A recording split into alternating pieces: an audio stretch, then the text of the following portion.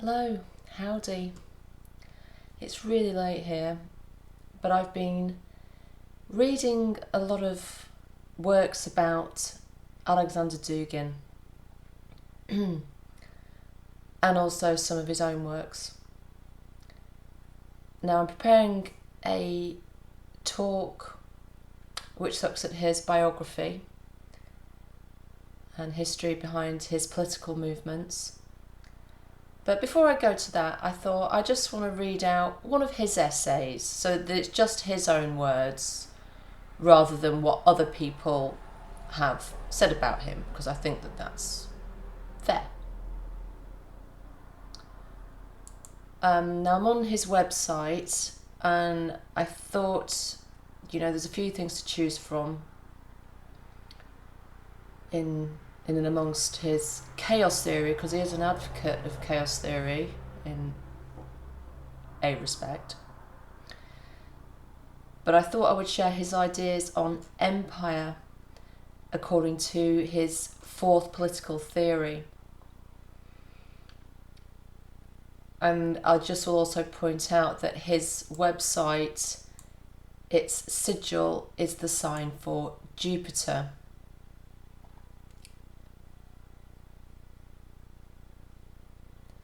Now then, this essay is called Horizon of the Ideal Empire by Alexander Dugin. Sometimes one hears the reproach from critics that the fourth political theory offers no positive image of the future, instead operating with what seem to many to be abstractions. I would like to respond to this criticism and outline how I see the future. What follows below is of course no more than a scientific metaphor. Nevertheless, here is how society and the world should be after the victory of, or even in the course of, the struggle for the fourth political theory. The victory is the achievement of the empire. Society should be structured in the form of a hierarchy based on an eidetic existential principle, that is, the degree of intensity to which one lives. Eidetic being should be at the heart of the hierarchical criterion. You're going to need a good imagination. This concerns none other than the different floors or degrees of the existence of angels. The dogma should be accepted that people do not live, but rather an angel lives through us. The brighter and more intensely it lives through us, the higher the hierarchical level of he through whom the angel lives, and, as follows, the lesser the individual element of he through which it lives. The lesser the individual. So the greater the angel, the lesser the individual. Okay. The angel and ego are present in a person in inverse proportion. The greater the angel, the lesser the ego. The more modest and ascetic a person is, and the less individual he is, the higher the rank he occupies in the true hierarchy. In the highest of people there should be nothing individual, egoistic and material. Their wealth should be reduced to a minimum, minimized. Here, monasticism is an anthropological model. Authority, hierarchical level, and power increase proportionately with the abolition of the individual element and the glow emanating from ascetic effort. A good ruler is he who does not want to have anything for himself. Instead, he has everything, but taken in aggregation and eidetically, maximally enriching the inner aspect of existence. Something similar was embodied in the Middle Ages in the theory of the second body of the king. So far so good? Yeah? Higher self? Yeah? Good? Okay. People intimately knowing Stalin will testify to his extreme simplicity in being. For example, they will tell of how he, at the zenith of his power, preferred to sleep on a cot. Another communist ruler of imperial scale, Mao Zedong, tried to never touch money, which he hated physically. The very thought of money or touching it caused him physical pain. There are signs that an angelic presence is close. These are also the marks of a good leader. Any draw towards materiality would naturally cause pain for and draw disgust from the higher figures of the Platonopolis, builds along existential principles. For this reason, in many religions, priests and rulers were forbidden from engaging in physical labour and sometimes from even touching material objects in their natural form, that is, before they were worked upon in the sacred ways. This prohibition of physical labour has persisted up to the present day in orthodoxy in respect to priests.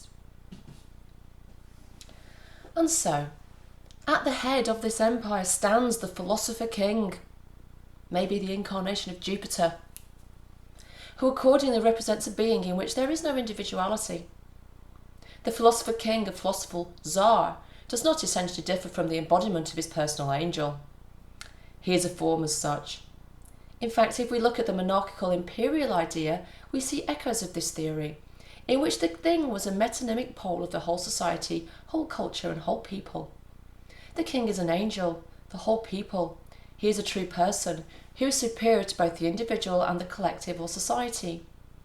Hence the sacralisation of kings up to the point of deifying them in ancient Egypt, Babylon, ancient Iran, etc. Of course, you can also have a queen, like we do in England, which the British Empire had, the British Empire, which most people who love this guy don't love, right? The fact that any person is a potential king is brought to mind in orthodoxy by the wedding ceremony, when the bride and groom hold the imperial crown. In his nature, man is homo regius. He is just as much a king and an angel as he is human. The state should be ruled by the philosopher king, who is absolutely transparent, devoid of individual properties. His individual element should be so minuscule that it would be desirable to hide everything reminiscent of it, including his body, his image, etc. It would be better if no one saw the philosopher king as something external, or should recognise him as an internal ruler, as the guest within.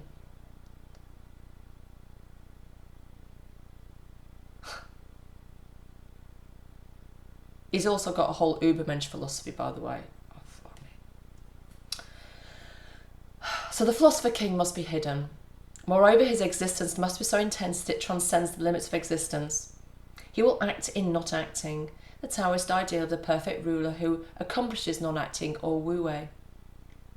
Considering his deep and profound connection to the apophatic, he will not exist in existing, or on the contrary, he will exist in not existing. The philosopher king is as if he was not, and he is not as he is. He should be easy, transparent, always open to the abyss represented by him in the Platonopolis of the fourth political theory. Perhaps he will communicate with his subjects from behind a curtain, from the depths of a cave, or even through an oracle. He should not speak nor be he should not speak nor be silent, but instead only give signs. That is how we should paraphrase what Heraclitus said in fragment 93 of the Delphic Pythia. I say something in Greek there. For Heraclitus, it is important that or neither utters nor hides his meaning, but shows it by a sign. Meaning is located between words and silence. The philosopher king operates with sign meanings in semi-silence, in the light regal whisper from which meaning is transmitted as directly as the spirit blows. The philosopher king stands at the centre of the Platonopolis. In him, as if in a sacred place, occurs the epiphany of man. Furthermore, the philosopher king will be surrounded by other philosophers, by sacred priests that live in which an angelic being. There can be monks, ascetics, contemplators, dreamers, mathematicians, or people immersed in the contemplation of the absolute useless, which no one needs. Aristotle said that there is useful knowledge, which multiplies with years and is a maximal in reasonable old age, and there is the useless, which is accessible immediately, regardless of age, and is not incremental or declining. It does not serve something else, but is self-sufficient and self-worthy. For Aristotle, useless knowledge, or wisdom, was the highest and most aristocratic. The rulers of the Platonopolis should be sophist personalities. Philosophers will fly and skate on dolphins, who will also be philosophers. Well, in the time, that's a reference to Apollo, because the Apollonian priests were dolphins, so that's where he's getting that from. Above all will soar the great raven. I'm not sure who's getting that one from. Below are the berserkers, the warrior barons. They are the guardians of being, as Heidegger put it. Warriors will be extremely frightening, terrifying to the point that no one will want to fight them. In the army will serve battle dragons and aggressive flying cocks. Who is lower? Artisans? We propose not to discern such a case at all. The third case is that of poets and farmers. Production is poetry, autocracy is Wagner's principle. People should eat artistic products. Art is the most rough shell of an idea, its materialisation, its plasmation. In our policy, any object should be first and foremost beautiful. Non-beautiful objects will be subject to destruction. So, of course, he's obviously playing silly buggers here. But this is part of the chaos. Mixing his real thoughts in with, you know, a lot of imagination. We've already been told at the start that imagination is going to be key in this Platonopolis. Anyway, the economy will be abolished and economists dismissed. Private property will be abolished. Remember, you'll own nothing and be happy. The sun will work. Earth and time will belong to the eidos. There will be no banks, no large estates. Rilke and Heidegger spoke of such as transferring the weights from the merchant's hands to the hands of the angel. Heidegger, by the way, was in the Nazi Party. He wanted to be the prime Nazi philosopher, but he had a dispute with Rosenberg, I think, over who that should be, and Rosenberg won. Anyway, there will be cars, but only very, very beautiful ones. The art of dance will be one of the most important arts. I agree with that. Dance will become a political duty. I think he's got a bit of fourth way Gurdjieff. If you've ever done a Gurdjieff dance, then that will make sense. All will dance in circles. Tango, twist, and bossa nova will be promoted and made mandatory. Everyone should be able to dance. Officials, like in China, will need to compose poetry in addition to painting. How droll. The attitude towards farmers will be sacred. All life will be adapted to suit the farmers. Everything for the farmers. The population will be pastoralists and cultivators. That's a good idea. Farm labour, grain, grapes, baking loaves and bulls, cows, sheep and goats will raise the status of state ideology. Seeing an ear of grain or a donkey, not to mention a farmer or a shepherd, all citizens of Platonopolis will welcome them with singing. At the head of humanity will be bread and wine. Talking bulls with the moon between their horns will serve bread and wine to weary travellers. All around will be gardens and forests and wild animals along with domestic ones. The wolves will master crafts and help men repair carts and sing songs. Farmers with huge beards, which will be twined with ripe ears, will have huge beards, At the most intelligent of forest brothers, bears will also work the fields. Pigs will feed themselves or elect a pig in command. Women will be provided with earthenware pots with fresh milk and huge, extremely beautiful hats. This is the vertical of society. Oh, he's such a funny guy. Now for the horizontal. It will be a huge empire. The riches of the landscape and the diversity of the politics will be intrinsic to the state. The empire principle must be rehabilitated. Besides the trifunctional system of philosophers, warriors and farmers, the empire can include enclaves of a variety of creatures from Amazons to two-headed, bird-legged and headless beings, gypsies, evenki, etc.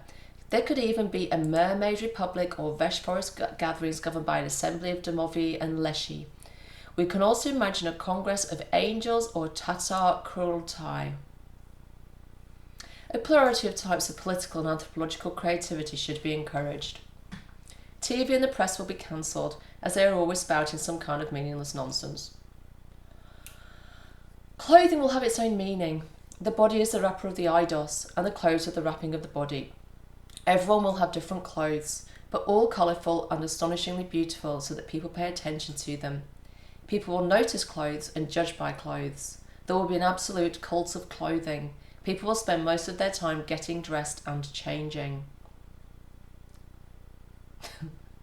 That's kind of Marie Antoinette-ish, isn't it? Food will be the most ecologically pure and distributed freely as a gift. There will be an exceptional lot of sausages, cheese and hazelnuts in the empire. As for gender, women will be esteemed in the empire, since they are more interesting than men and more beautiful. Men will not be upset by this, given that envy will be abolished by decree. The first decree will be abolishing envy, jealousy, and property. Envy will be published with 3 shots of ivy for an envious look and 6 for a jealous word. Women will love the empire and cherish it every morning in greeting the sun. Morality will change.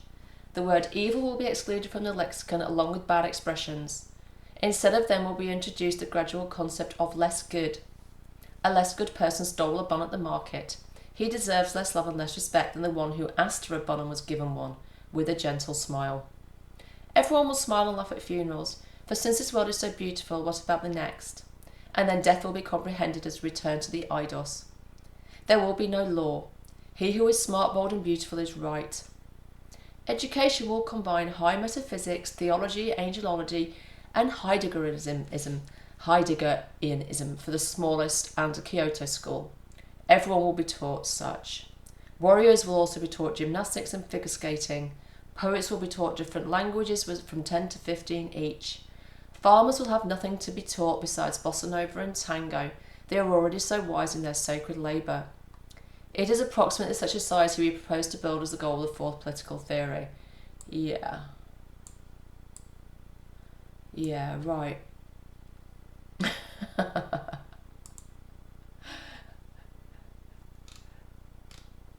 I'm just looking for another one to read. Man, leave.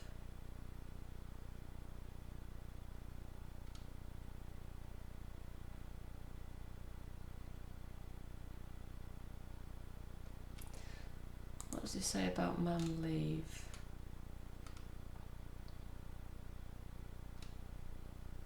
Not very much. Eurasianism manifesto.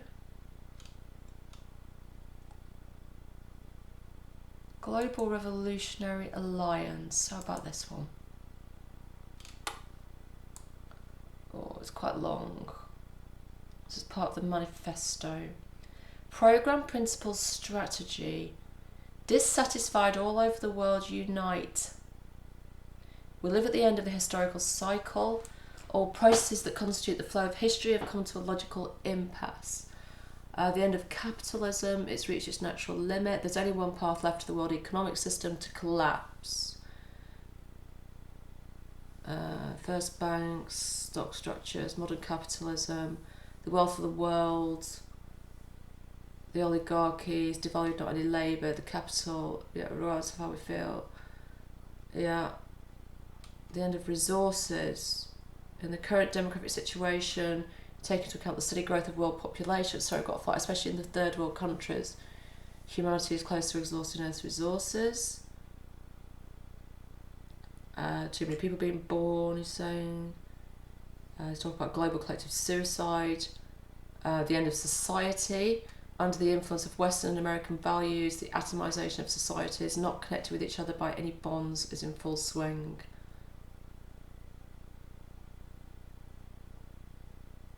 We live in a world of lonely crowds, All at the same time, culture, language, morality, treasure. The end of the individual.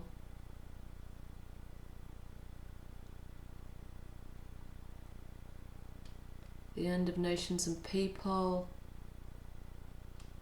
The end of knowledge. The end of progress. It's all a bit Nietzschean. That Nietzsche was a massive influence on him.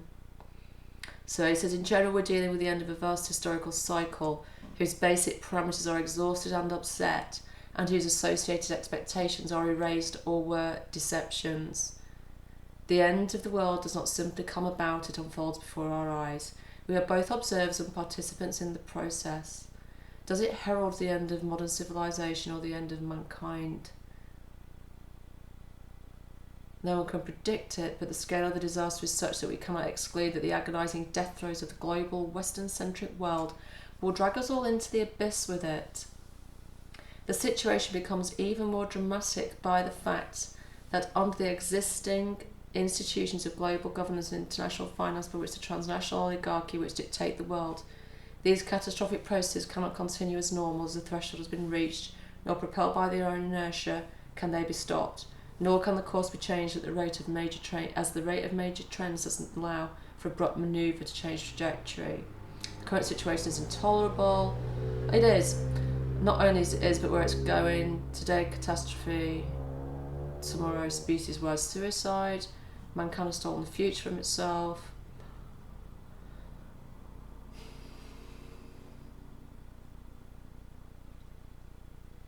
Talk about the path ahead.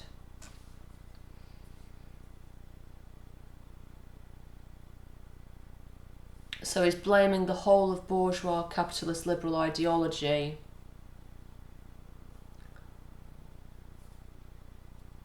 for this.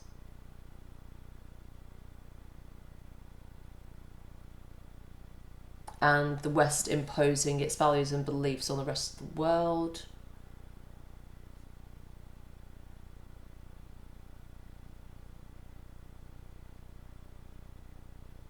But ironically, he is more informed by Western thinkers than Russian thinkers. He was massively influenced by the German New Conservatives, Heidegger, Nietzsche, Oswald Spengler, Evola, fascist thinkers, basically. He can't be called a true traditionalist because he departs too far from the contemplative, priestly, far above political philosophy of René Guénon.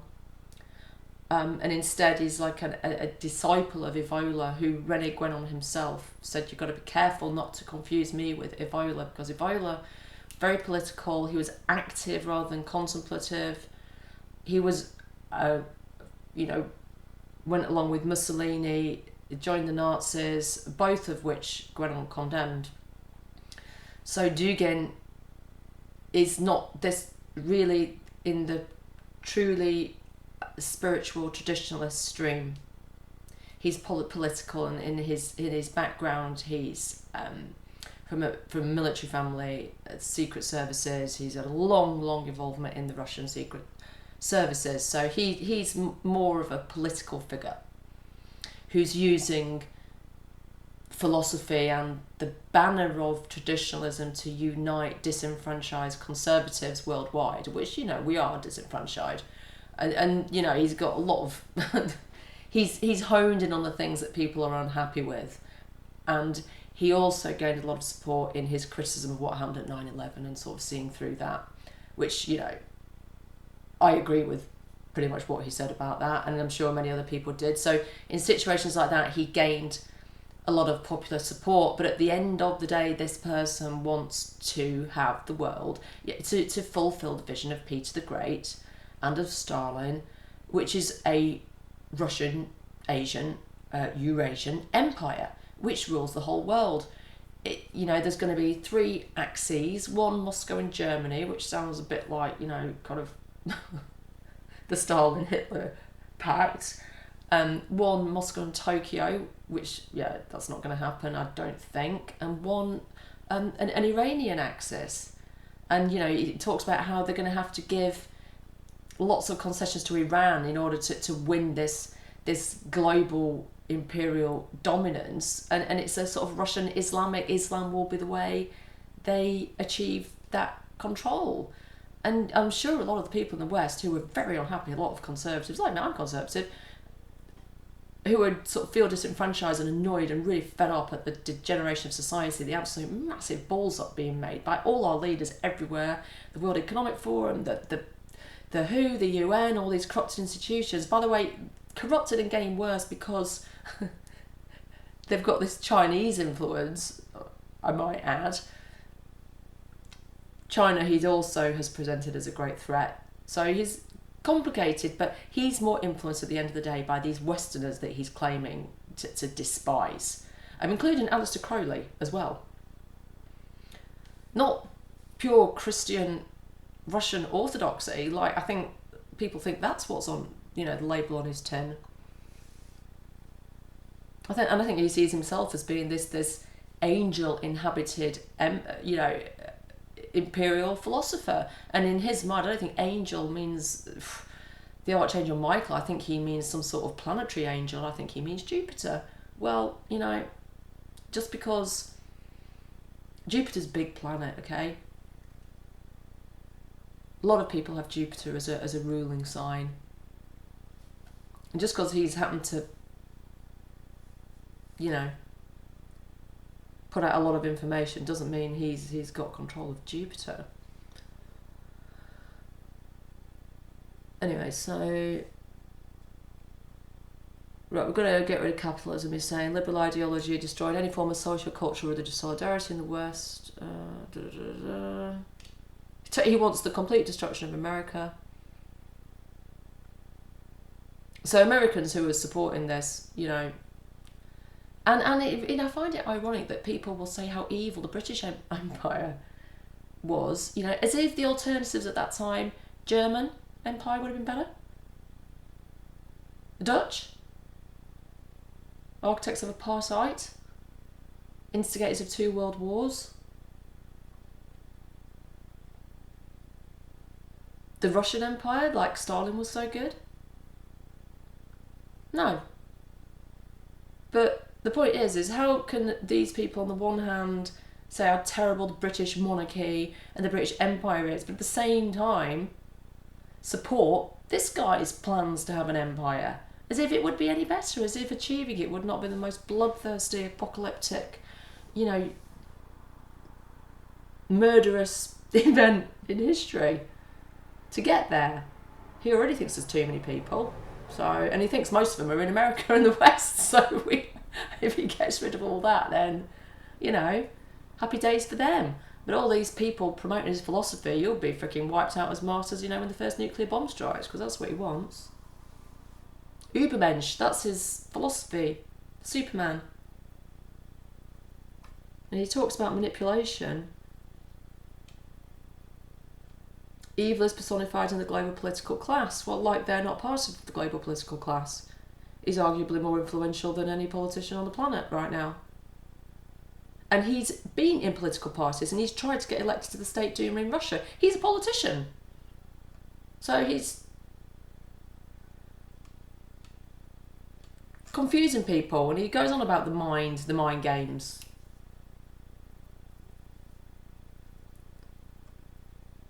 And he talks about hypnosis and propaganda as if he's not doing that.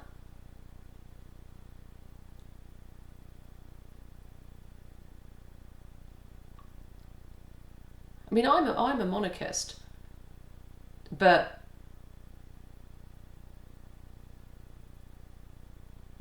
I also believe in democracy. His plans for Ukraine, which were formulated decades ago, way before this 2014 coup, decades ago he was talking about the dismemberment of Ukraine into belts. You know, the absorption of all the Baltic states. You know, he's got this nice little plan for giving pieces to Germany and giving pieces to Iran, and oh, happy clappy, that's going to be kumbaya. Global oligarchy, can't allow the leaders of global elite to dare to think independently. Global elite, so he thinks they're elite.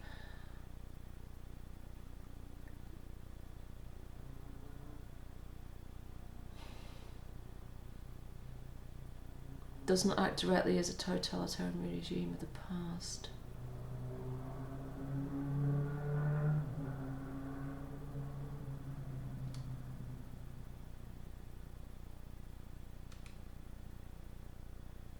So he's going on,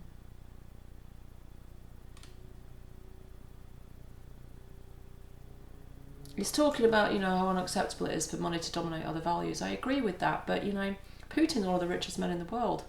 Why is he talking about, like, all this money in the West? What about the Russian oligarchs? The ones who pay him? Not saying that's Putin, but he's been funded.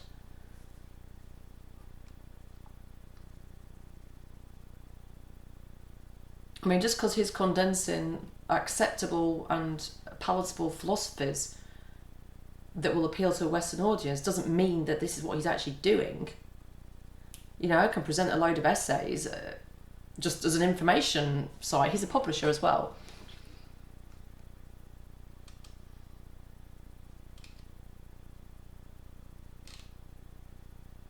Revolution.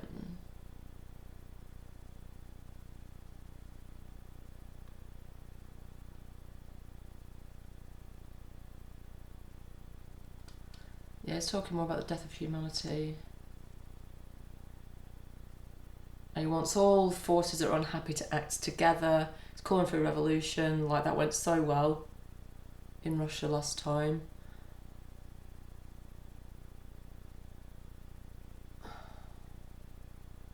I mean, I agree that the system that we're living under in the world is just sucks. I just really don't think he's going to come up with anything better with him and Putin in charge. I just don't. There's still an empire, there's still some honcho at the top, isn't there, at the end of the day? But half people in the world will be dead because they will nuclear bombed them.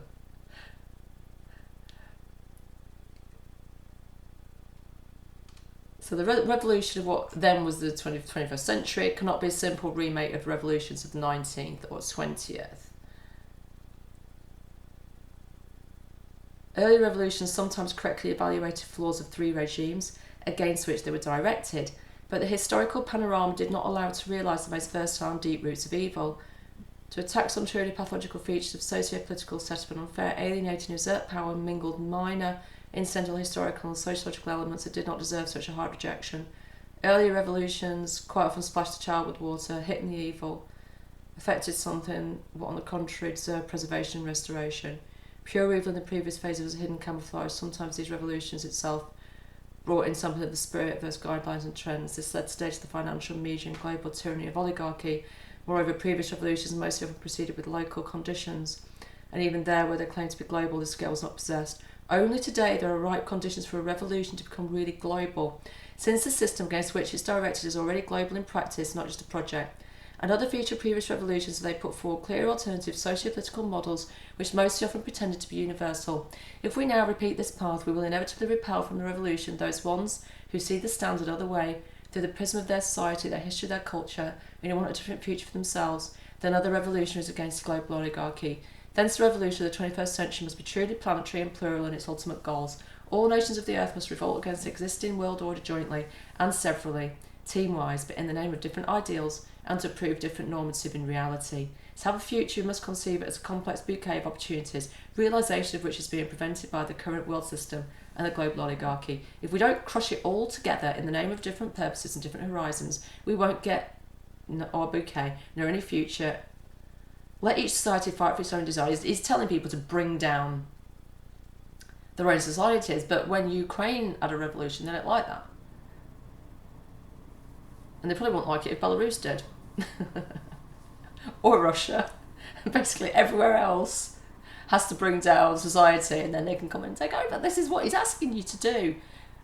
Now, it doesn't mean we shouldn't try to transform our societies, but not because this beardy guy wants it, because we want a better world, and revolution always results in something violent and usually worse than what went before. It's impatient and it's violent,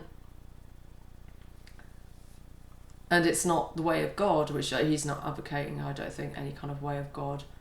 I see a lot of paganism in his writings, and there's nothing, I mean, I also see a thread of perennial philosophy, but in the way that Valentin Tomberg did, a thread of true divinity. Not, I mean, I'm seeing no mention really of Christ here in the work that I've read. I mean, I've not read all of his work, so I could be, he might identify as orthodox, but I think that's for political reasons. Personally, I think that's for political reasons. He's talking about selective colour revolutions, yeah.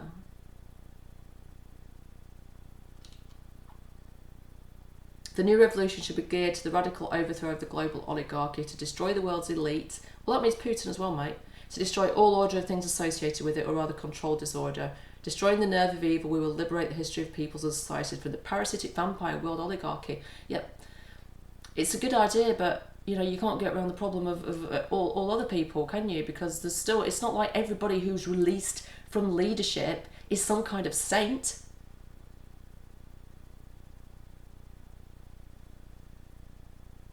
If they were, we'd only have a pool of saints from which to pluck our leaders, wouldn't we? So then they'd be saints. So that, but anyway, we can construct an alternative future, which we do anyway without overthrowing everything. So you've got global revolution, global oligarchy.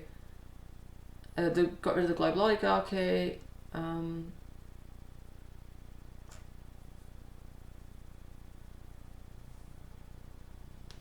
He says the location of global elite is mobile and fluid. That's true. Decision-making centre is mobile and dispersed. That's true. Very difficult to strike at the core of the global oligarchy, focusing on strong territorial fixation. To defeat this network evil, it's necessary to uproot its presence simultaneously in different parts of the earth. Moreover, it's necessary to infiltrate in the network itself, to sow their panic, crash, to place viruses and destructive processes.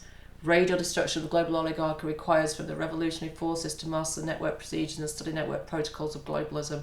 Humanity must fight the enemy on its territory, because today the whole area became a zone, one or another way, controlled by the enemy. The struggle for destruction of the global elite, therefore, must be not only common, but also synchronised in different parts of the world, albeit asymmetric.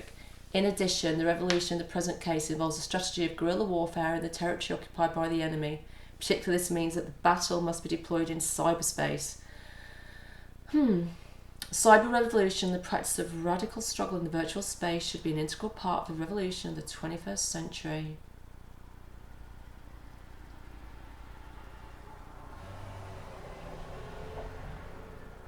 This global oligarchy is openly or covertly liberal. In his new empire, you won't be allowed to be gay, by the way, because he's against all that.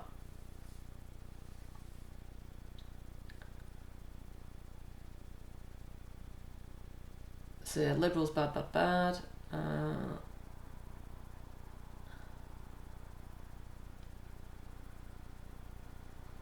So the main impact of the revolution should be on the liberals and all their expression. Yes, of course, what Russia has done is exported its malign communist ideology, which has now infected the West through communist international agents, frankly, in every country. Remember, they started this. And now they've dumped it and they want to turn it on its head and say, no, get rid of all that. Now, the problem is that the Bolshevik Revolution was in part fomented from the American side. So, you know, we're getting into all kinds of cans of worms. But, you know, just because we've got one nightmare over in America doesn't mean we freaking have to have a new nightmare from Russia that takes over everything. You know, just know.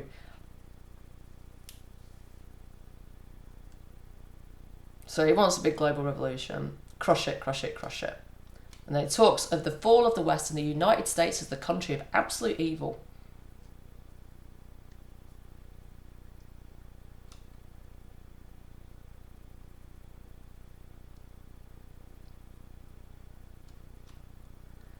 Yeah, there's a long...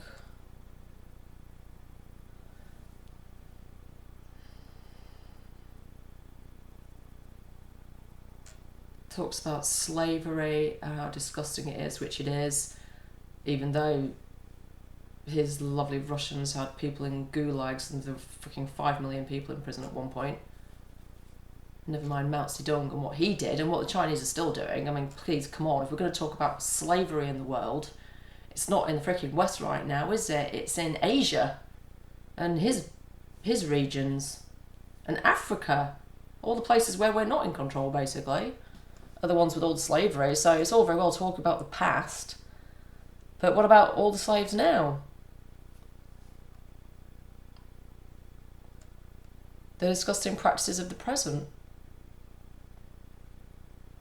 So it's an invention of the bourgeois order. Well, actually, it's an invention of the ancient world that, you know, where he keeps looking back to his philosophy. They were the ones who built the slave trade. How it's Christian that invented slavery. That's absolute, complete and utter boolocks. Every ancient empire was built on slavery, so just rubbish. I don't know how if he's convinced people of this then.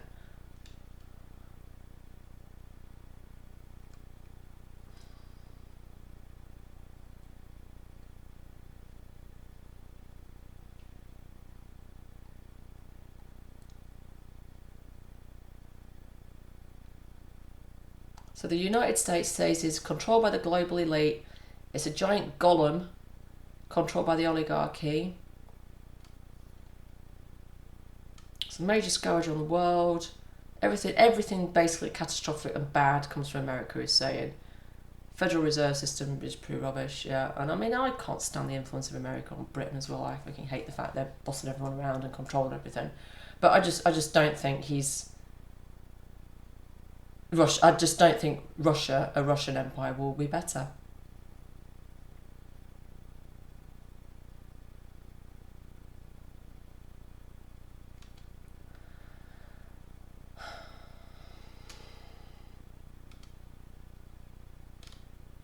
So I won't go into everything that he's saying is bad. Like, the Statue of Liberty is the Greek goddess of hell. I mean, he's talking about Hecate there. That's not how I would have described Hecate. Talking about demons and leads other societies to ruin. I mean, America is probably by now Mystery Babylon. So we've got to have... He wants revolution in America, because then he can bring America down. And see, the point is, it's like what he's doing is playing to what everyone's thinking and what everyone is annoyed about, but which is where he gets people. But the problem is they're not understanding that his actual goal is to, by any means, have Russia then take over. Which I don't think people really want, do they? You don't really want to bring down your government, release yourself from the yoke of oligarchs and elites in order to have Russian oligarchs come and take over. I mean, or any oligarchs or Chinese or whatever the country, but this is a Russian guy talking, right? So this is what he wants.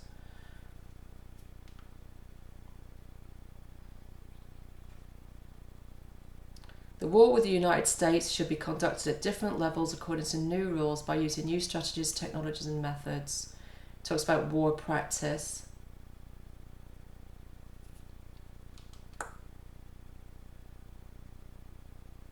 So I'm not going to, again, it's long this. Talk about NATO. I'll leave a link to this article underneath so you can read it for yourself, because I'm aware I'm putting a big, heavy spin on it. Seeing as I think some people have been probably thought I was being a bit too wishy-washy in some of my talks. So, if you want to start working a binary, let's nail one of the poles down, and then somebody else can give me the other pole. You've had my spin on this, and the spin that the British and American governments would put on this. Let's say, pretty much in a nutshell, albeit, perhaps I'm agreeing with them in some places that they would not. But, tell me why my spin's the wrong spin.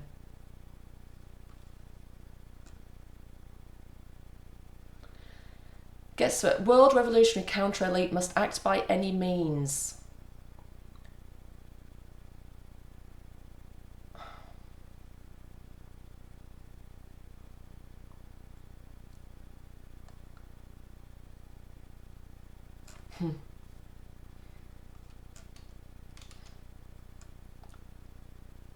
And he wants to create an alliance of a counter-elite. And he's throwing in a bit of Zen Buddhism there. I don't know how he gets that, but... Right, so I think I've had enough of this. Global revolution. I mean, if you're a follower of Thunberg, if you know what he says about revolution, I have to point out he's not a fan.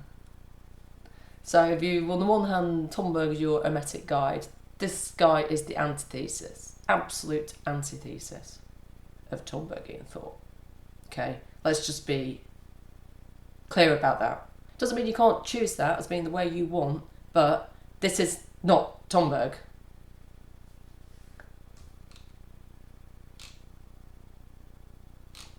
Okay, so that's it. I'm done with it. You next.